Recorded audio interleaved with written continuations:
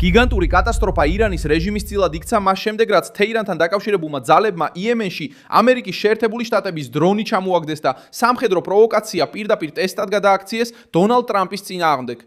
ამ ორშაბათს დილით 2026 წლის 18 მაისს ირანს როგორც ჩანს დაავიწყდა ის სასტიკი შურისძიება, რომელიც ამერიკის შეერთებული შტატების ძალებმა განახორციელეს მას შემდეგ, რაც მსგავსი შემთხვევა მოხდა. და ეხლა ეს ირანული პროვოკაცია კიდევ უფრო მასშტაბურია, რადგან დრონებმა ასევე საუდის არაბეთსა და არაბთა გაერთიანებულ საამიროებსაც გადაეყარნენ. ის რაც უფრო მილიციის ქმედებას გავდა, სახიფათო გზავნილად იქცა თეთრი სახლისთვის, რადგან ამერიკული დრონი იქ შემთხვევით არ იმყოფებოდა. ის იყო შეერთებული შტატების სამხედრო მეთვალყურეობის ნაწილი რეგიონში, რომელიც დაკავებულია შეიარაღებული ჯგუფებით, დაფინანსებული და გაწვრთნილი ირანული ღერძის მიერ. ეხლა დონალდ ტრამპს ხელში აქვს ძლავრი არგუმენტი, რომ გააფართოოს პასუხი თეირანის მოკავშირეების წინააღმდეგ და დააკენოს რეჟიმი ისეთ მდგომარეობაში, რომელშიც არც ერთ ამერიკის მტერს არ მოუნდებოდა ყოფნა.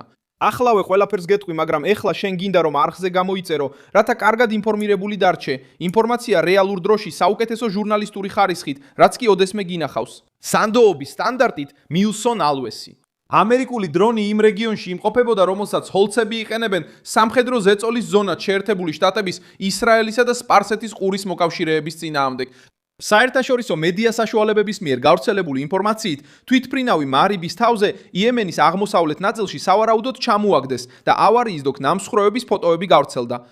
საინფორმაციო სააგენტო სინხუამ გავრცელა ინფორმაცია, რომ ეს ამბავი ირანულ მედიაში გამოქვეყნდა და აღნიშნა, რომ გამოქვეყნების დროისთვის ამერიკის შეერთებული შტატების მხრიდან თვითმფრინავის დაკარგვის ოფიციალური დადასტურება არ ყოფილა. სააგენტო ნადოლუმაც დააფიქსირა, რომ ადგილობრივმა მედიამ იმავე პროვინციაში ამერიკული MQ-9 რიპერის ჩამოვარდნის შესახებ გავრცელა ინფორმაცია. იემენში ძალაუფლების მქონე ჯგუფი ეკუთვნის შეიარაღებულ ქსელს, რომელსაც თეირანი იყენებს რეგიონზე ზეწოლისთვის, ისე რომ ფრონტის ხაზზე სრული ხარჯი არ აიღოს საკუთარ თავზე.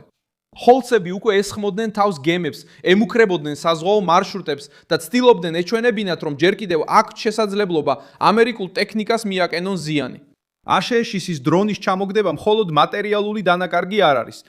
ეს არის გააზრებული პროვოკაცია ვაშინგტონის წინააღმდეგ იმ დროს, როცა ტრამპი ირანისგან დაჩქარებას მოითხოვს და აშკარად აჩვენებს, რომ მოთმინება იწურება. პრობლემა ირანის რეჟიმისთვის ის არის, რომ ეს პროვოკაცია ხდება მაშინ, როცა მთელი რეგიონი უკვე დაძაბულია. როიტერის ინფორმაციით, საუდის არაბეთმა 3 დრონი შეაჩერა, რომლებიც მის ტერიტორიაზე ერაყის საჰაერო სივრციდან შევიდნენ. საუდის არაბეთის თავდაცვის სამინისტრომ განაცხადა, რომ მიიღებს ყველა საჭირო ოპერატიულ ზომას თავისი სუვერენიტეტისა და უსაფრთხოების დასაცავად. ეს დეტალი მნიშვნელოვანია, რადგან აჩვენებს, რომ თავდასხმები მხოლოდ ერთ წერტილზე არ არის კონცენტრირებული. ისინი ჩნდებიან იემენში, სპარსეთის ყურეში და გზაზე ერაყსა და საუდის არაბეთს შორის ყოველთვის ამერიკის ინტერესებთან დაკავშირებულ ტერიტორიებთან ახლოს. არაბთა გაერთიანებული საემიროებიც ასევე აღმოჩნდნენ განგაშის ცენტრში. როიტერის ინფორმაციით, დრონით განხორციელებულმა თავდასხმამ ბარაკარის ბირთვულ ელექტროსადგურზე ხანძარი გამოიწვია, თუმცა გავრცელებული ცნობებით არავის დაშავებულა და რადიაციული ზიანი არ დაფიქსირებულა. ვიღაცამ გადაწყვიტა შეემოწმებინა ზღვარი ერთ-ერთ სენსიტიურ ობიექტზე, რომელიც ეკუთვნის შეერთებული შტატების მოკავშირე ქვეყანას. ატომური ენერგიის საერთაშორისო სააგენტომ დაადასტურა ობიექტის უსაფრთხოება და სამხედროების თავშეკავებისკენ მოუწოდა ბირთვულ სტრუქტურებთან ახლოს, თუმცა პოლიტიკური ზიანი უკვე მიყენებული იყო. რაც ირანი და მისი მოკავშირეები აკეთებდნენ, ფაქტების თანმიმდევრობით ნათელი ხდება. ისინი ცდილობდნენ რეგიონული ზეწოლის შენარჩუნებას, იმ დროს, როცა ვაშინგტონთან სხვა გზებით აწარმოებდნენ მოლაპარაკებებს. ამერიკული დრონი, რომელიც იემენში ჩამოაგდეს, საუდის არაბეთის მიერ გადაჭერილი დრონები და თავდასხმა არაბთა გაერთიანებულ საამიროებში ერთიანი ტაქტიკის ნაწილებად ჩანს. შექმნან დაძაბულობა გაზომონ ტრამპის რეაქცია და აიძულონ დათმობებზე წასვლა იმ დროს, როცა ირანის რეჟიმს სურს საზღვაო ბლოკადის, სანქციებისა და ბირთვულ მოლაპარაკებებზე შვება. ტრამპმა უკვე დაიწყო მოქმედება ვაშინგტონში. როიტერსმა დააფიქსირა, რომ პაკისტანმა შეერთებულ შტატებს გადასცა ირანის განახლებული წინადადება ომის დასრულების მცდელობის მიზნით. მაშინ, როცა მოლაპარაკებები კვლავაც ჩიხშია ძირითად საკითხებზე. ირანი მოითხოვს საომარი მოქმედებების სრულ შეწყვეტას, ზარალის ანაზღაურებას, საზღვაო ზეწოლის მოხსნას და გარანტიებს ახალი თავდასხმების წინააღმდეგ. მეორე მხრივ, შეერთებული შტატები მოითხოვს რეალურ პროგრესს ირანის ბირთვულ პროგრამაზე და ჰორმუზის სრუტის ხელახლა გახსნაზე. თუ ირანის ღერძი ამერიკულ დრონს აგდებს, იმ დროს როცა მოლაპარაკებებს ითხოვს, მაშინ რეჟიმი ერთი ხელით მშვიდობაზე ლაპარაკობს, მეორე ხელით კი სამხედრო ძალას ცდის. ეს არის წინააღმდეგობა, რომელიც ტრამპს აღიზიანებს და აძლიერებს იმ ფრთას, რომელიც უფრო მკაცრ პასუხს უჭერს მხარს. საერთაშორისო მედიამაც კი აღნიშნა, რომ ტრამპმა გააფრთხილა დრო ირანისთვის შეთანხმების მისაღწევად იწურება. ზღვაზე ზეწოლამ უკვე მოიტანა შედეგები. The Wall Street Journal-მა CENTCOM-ის განცხადებაზე დაკრდნობით გაავრცელა ინფორმაცია, რომ ბლოკადის პირველ თვეში ამერიკულმა ძალებმა 70 კომერციული გემი გადაამისამართეს და 4 გემი მწყობრიდან გამოიყვანეს, რათა უზრუნველეყოთ ბრძანებების შესრულება.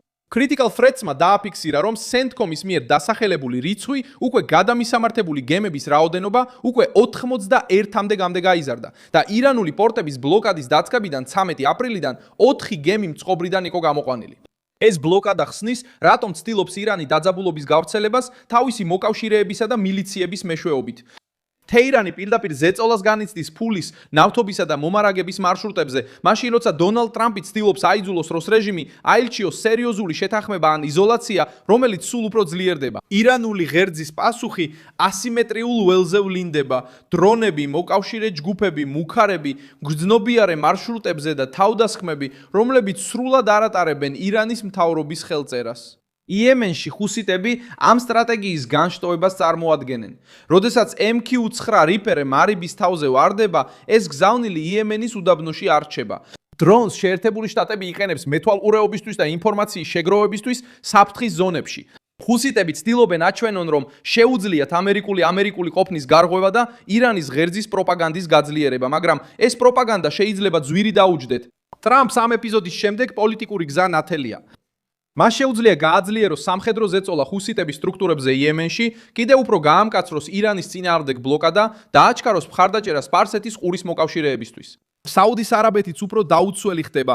დრონები, რომლებიც ერაყის საჰაერო სივრციდან შევიდნენ, რეგიონულ რუკაზე არასასიამოვნო ხვრელს აჩვენებენ. მიუხედავად იმისა, რომ ისინი გადაეჭრა, ისინი აიძულებენ რიადს გაზარდოს მზადყოფნა, გააძლიეროს საჰაერო თავდაცვა და განიხილოს პასუხი მაშინ, როდესაც ამას საჭიროდ ჩათვლის. ტრამპისთვის ეს მნიშვნელოვანია, რადგან ეს სპარსეთის ყურის მოკავშირეებს ამერიკულ ხაზთან უფრო ახლოს აპენებს. რაც უფრო მეტად აძლიერებს ირანის ღერძის ზეწოლას, მით უფრო მარტივია ვაშინგტონისთვის რეგიონული ფრონტის ორგანიზება თეირანის წინააღმდეგ. არაბთა გაერთიანებული საამიროებიც ამავე ლოგიკით მოქმედებენ.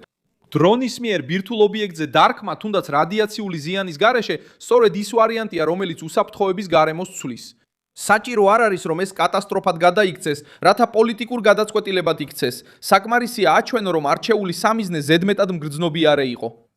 ამერიკის მთავრობისთვის ასეთი ტიპის თავდასხმა ამყარებს თეზას, რომ ირანს და მის მოკავშირეებს არ უნდა მიეცეთ შეღავათები, სანამ ისინი სტრატეგიულ წერტილებში საზღვრებს ცდიან. პაკისტანი დიპლომატიური გამოსავლის მოძებნას ცდილობს, მაგრამ დრო ამ მოლაპარაკების წინააღმდეგ მუშაობს. ირანის წინადადება გამოიტანეს. გადახედული ვერსია ამერიკელებს მაშინ მიუვიდათ, როცა ადგილზე მოვლენები სხვა მიმართულებით ვითარდებოდა. დიპლომატია შეიძლება გაგრძელდეს, მაგრამ ეხლა მას სამხედრო ზეწოლასა და საზოგადოებრივი პასუხის მოთხოვნასთან კონკურენცია უწევს. თუ თეთრი სახლი დაასკვნის, რომ დრონის ჩამოგდება ირანული ღერძის მიერ კოორდინირებული კიდევ ერთი პროვოკაცია იყო, პასუხი შეიძლება მრავალფენიანი იყოს. უფრო მკაცრი ბლოკადა, მოკავშირე ჯგუფების სამხედრო ინფრასტრუქტურაზე თავდასხმები და თეირანისთვის ახალი პირდაპირი გაფრთხილება. თეირანი. ტრამპი ჯერ კიდევ აძლევს თეირანს საშუალებას მოლაპარაკებები მაგიდასთან აწარმოოს, მაშინ როცა მისი მოკავშირეები ამერიკას ცაში, ზღვასა და სპარსეთის ყურის საზღვრებზე ცდიან. მე ვარ მილსონ ალუესი, საერთაშორისო ურთიერთობების სპეციალისტი და ჩემი მიზანია ყოველდღეს სიმართლით კარგად ინფორმირებული იყო. სიახლეების ბულები ვიდეოს აღწერაშია. მოიწონე ეს ვიდეო, გამოიწერე არხი და ბოლოს გადახედე კომენტარებს, რომ მილსონ ალუესის საზოგადოებაში კიდევ უფრო მეტად ჩაერთო.